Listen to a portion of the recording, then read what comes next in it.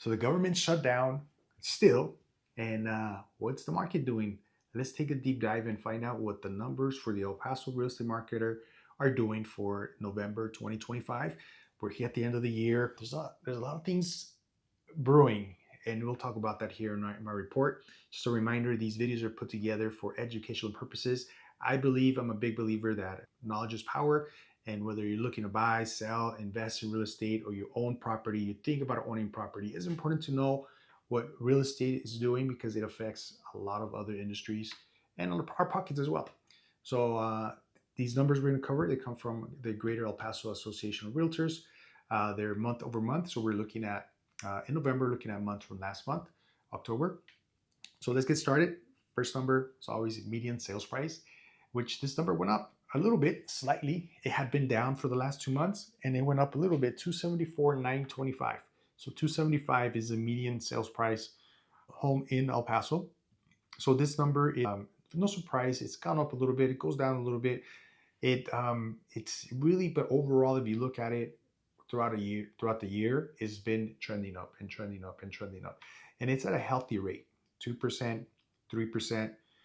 It stayed flat. It dipped a little bit, but it's been at a healthy rate month over month, meaning that we're not getting these crazy price increase or crazy price drops.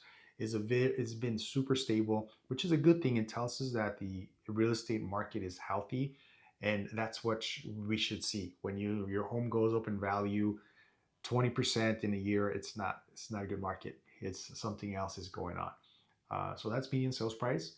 Close sales, this number went down a little bit. So 698 close sales happened for the month of October. This number also, it's kind of trending down because of the season and kind of the year, but really what's I think affecting the inventory and affecting the close sales and affecting a lot of the movement is hesitation from just people. I mean, the government's been shut down since all of October pretty much, and that's starting to affect different industries. That's starting to affect different people's financially. We are border town, so we're really heavy border patrol, customs. So there's a lot of our co-citizens here in El Paso that work in that industry, and their pockets may be affected right now. We're also a military town, meaning we have Fort Bliss soldiers pay, even though their pay hasn't been affected as of now, but then it's been noise and it's been happening. There's uncertainty, and right now the uncertainty is what's affecting the market, and it's causing it to slow down. I think I said this last month or before, but it feels like somebody is pushing the gas a little bit and then hitting the brakes. It's like stop and go traffic for real estate. That's how I could describe it. Active inventory. Active inventory is 3,174 homes for sale that's listed. That was down a little bit also from the previous month. It's a number that's been also quite stable. It's been not stable, but consistent. And I could tell you active inventory is not a, it's not a healthy inventory for El Paso. We're still looking at a trend where there's more people looking than active listings. You might say it doesn't feel like that. Why is there 3,000 homes for sale? But it's just different people have different needs, different price points, and that's what's causing that active inventory to look like it is slow, but it looks like there's houses out there for different reasons. One, maybe a little bit overpriced, homes need a little bit of work, price points are too high, or for the area. There's a lot of factors that hold a home on the market too long. And then, so with the active inventory, that's still not healthy. We should have more homes available. And I could tell you this, you're on Zillow, you're on realtor.com, etc. Look at days on market. When you see a house that's nice, it's priced well for the area, you look at it and then go check it out 2, 3 days later, maybe it's still there.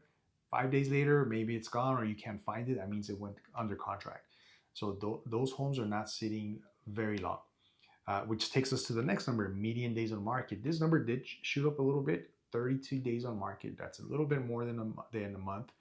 But the percentage that increase is 23%. So that's a big jump. So homes are starting to sit on the market a little longer. And what we see the consumer looking at is people go see a house, they go home and think about it, they talk about it with friends, family, with their banker, and then they decide to make an offer. We're not seeing people jump and making an offer before looking at the house or jumping and making an offer right when they see the house the first time. It's taking a little bit longer to get people out there. So the median days on market is 32 days. Okay, it's still really healthy. It's still actually leaning very heavily for a seller's market, even though it doesn't feel like that. Even though the news is telling you something else, in El Paso, the numbers tell us that it's a seller's market. Not in every community, not in every price point, but for the most part, we're seeing homes sell where maybe multiple offers. We're getting multiple offers on some listings. Again, different price points, etc. If you have more information, if you're thinking of selling and you want to find out what price point to look at, how long your home could sit for, let us know. Let me know. I'd be more happy to run that report and tell you how long your home should sit on the market for. A median price per square foot is 161. That number is also up, increased slightly. Price per square foot is a good indication to see how homes are doing in different areas of town, of course. Without doing a full CMA or anything, we look at price per square foot. That's also up. It trended down as well last month, but it's up and it goes in hand with the median sales price, usually does. All right, and then the last one is new listings, 970 new listings, which is up slightly, 3.2%. See the number probably gonna stay consistent towards the end of the year for next month. It's gonna be consistent maybe January, which is a slower month for El Paso, but we're seeing that number also creeping up. New listings are coming. There's a little bit more inventory, but just back to what I was saying, not enough to what the market is calling for, not enough for what the market needs in El Paso. So when we have clients that are looking, buyers that are looking, we go out and see a handful of homes, and then there's nothing that suits their needs or their wants. So that means there's not enough inventory. And when something comes up that's really nice, then there's a handful of buyers that like it, and then we go into a bidding war. That's what we're seeing a lot in El Paso. As far as the market goes, I foresee it being very slow, like it has been, and a lot has to do with what the government is doing federally with the government shutdown, holding funds for different industries. So that's making an uncertain market. So people are hesitant to move forward, to make a move.